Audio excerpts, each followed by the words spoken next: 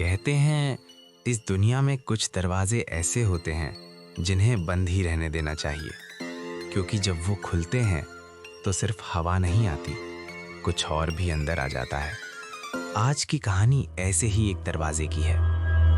अद्वैत और काव्या दोनों ही documentary writers थे। शहर की भीड़, शोर और डेडलाइन से थक चुके थे।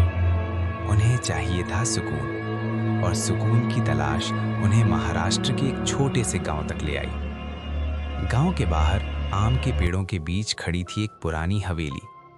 हवेली के चारों तरफ ऊंची दीवारें थीं और मेन गेट पर लगी थी लाल रंग की लकड़ी की चौखट। गांव वालों ने मना किया, कहा इस हवेली में मत रहो, रात को यहाँ कोई नाम लेकर बुलाता है। लेकिन सस्ती कीमत और खूबसूरती के आगे अद्वैत ने किसी की नहीं सुनी। पहली कुछ रातें बिल्कुल शांत रहीं, बस हवेली की पुरानी लकड़ियों की चरमराहट और दूर कहीं उल्लुओं की आवाज। तीसरी रात काव्या ने महसूस किया कि कोई उनके कमरे के बाहर खड़ा है। दरवाजा खोला, कोई नहीं, लेकिन लाल चौखट पर नाखूनों के निशान थे। अगले दिन अद्वैत को हवेली के स्टोर रूम में एक पुराना लकड़ी का बक्सा मिला। उसके अंदर था एक टूटा हुआ दर्पण और एक मोटी डायरी। डायरी के पहले पन्ने पर लिखा था, अगर ये पढ़ रहे हो तो चौखट पार हो चुकी है। डायरी में लिखा था कि हर 75 साल में इस हवेली में चौखट की रात आती है। उस रात जो भी उस लाल चौखट के सामने अपना डर दिखा देता है, वो यहीं का होकर रह जाता है। उसी रात हवेली के हर कमरे में एक जैसी आवाज गूंजने लगी, दरवाजा खोलो।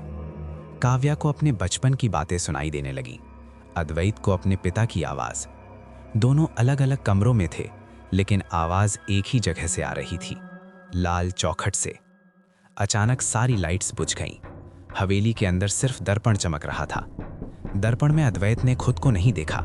उसकी जगह एक लंबी काली परछाई खड़ी थी, जिसका चेहरा नहीं था। और तभी काव्या चीख पड़ी। अद्वैत भागता हुआ नीचे पहुंचा। लाल चौखट के सामने काव्या खड़ी थी। उसकी आंखें खुली थी, लेकिन वो सांस नहीं ले रही थी। चौखट के अंदर से किसी ने उसका हाथ पकड़ रखा था। अद्वैत ने उसे खींचने की कोशिश की, लेकिन चौखट जैसे जिंदा थी।